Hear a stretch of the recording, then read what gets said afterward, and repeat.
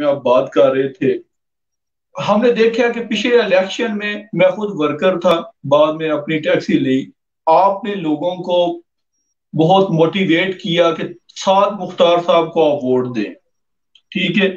آپ وہ الیکٹ بھی ہو گئے، آپ ان کی جگہ نمائندگی بھی کرتے رہے، جب وہ حاضر نہیں ہوتے تھے آریہ میٹروپولیٹانا میں نا، آپ خود جاتے رہے۔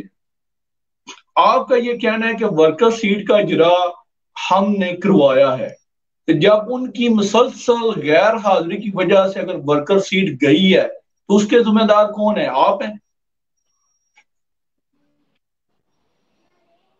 جی، بہت اچھا سوال ہے۔ شاید کئی دوستوں کے ذہن میں یہ سوال ہو، جہاں بھی مجھ سے کوئی ملتے ہیں تو میں اس کو ضرور بتاتا ہوں۔ آج آپ کا پلیٹ فارم ہے تو میں اس کو دوبارہ سے کرتا ہوں۔ دیکھیں، بالکل یہ ورکر سیٹ کی اجرا ہمارا آئیڈیا تھا،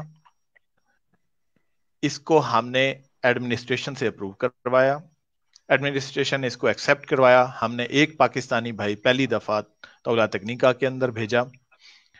اب ہماری پلاننگ اور جو کوشش تھی، کیا وہ غلط تھی یا آیا وہ درست تھی؟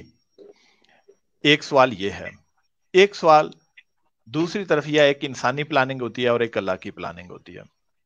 ہماری پوری کوشش، ایک بندہ یہاں پہ جب اتنی ایفرٹ کرتا ہے، اتنی سوچ رکھتا ہے کہ ورکر جو ہے ان کی آواز طلوع تکنیکا کے اندر جائے، تو وہ بندہ کیسے اپنی سیٹ چھوڑ سکتا ہے آسانی سے؟ یہ ممکن نہیں۔ میں آپ کے پروگرام کے توسط سے یہ کلیریفائی کرنا چاہتا ہوں۔ ہم تین بھائی یہاں پر موجود ہیں پروگرام کے اندر۔ کیا ہمارے والدین پاکستان میں کسی وجہ سے وہ بوڑھے ہو جائیں، پہلے ان کے والد گھر چلاتے تھے، وہ بوڑھے ہو گئے، ان کو ہارٹ اٹیک ہوا اور اس کے بعد والدہ پہلے ہی ڈائلسس پر تھیں، تو اس حالت میں گھر میں آپ کا کوئی بہن بھائی ان کی جو ہے نگہداشت کرنے والا نہ ہو، والد گھر کو چلا رہے ہوں، اور اگر وہ بھی ہارٹ اٹیک کا شکار ہو جائیں، انہیں ہاسپٹل میں لے جانے والا کوئی نہ ہو، ہم تینوں بھائیوں میں سے ہم یہ سوال اپنے آپ سے کرتے ہیں، کیا ہم کس چیز کو چوز کریں گے؟ کیا ہم پھر بھی یہاں جی اسپین کے اندر رہیں گے؟ جی کیا جی جی یہاں طاہر پھر بھی گروپ ہم اپنے صاحب، فیوچر طاہر کو گروپ چوز کریں صاحب، گے؟ میں جی، میں جی بات کو پلیز اگر آپ انہوں موقع دیں۔ نے آج کے دن تک ریزائن بھی نہیں دیا۔ اگر وہ ریزائن دے کے جاتے تو وہ ان کی جو تیسرے نمبر پہ کینڈیڈیٹ تھی، یا آپ مل کے کوشش کرتے اور ورکر سیٹ برقرار رہتی، وہ پاکستان چلے گئے، ٹھیک ہے، ان کی اپنی مجبوری تھی، لیکن انہوں نے اپنے عہدے سے آج کے دن تک ریزائن کیوں نہیں کیا؟ جی جی، جی بہت اچھا سوال ہے۔ اس کا جواب یہ ہے کہ وہ ریزائن اس وجہ سے نہیں، کیونکہ انیشلی جب وہ گئے ہیں تو ان کا قطن کوئی ایسا ارادہ نہیں تھا کہ انہوں نے پرماننٹلی وہاں پہ سٹے کرنا ہے۔ وہ وہاں پہ گئے کہ ہاں، اگر ان کی کنڈیشن بہتر ہو جاتی ہے، مہینہ، 2 مہینے، 3 مہینے وہ انتظار کریں گے۔ اس دوران اگر ان کی کنڈیشن بہتر ہو جاتی ہے تو وہ یقینی طور پر یہاں واپس آنا چاہتے تھے۔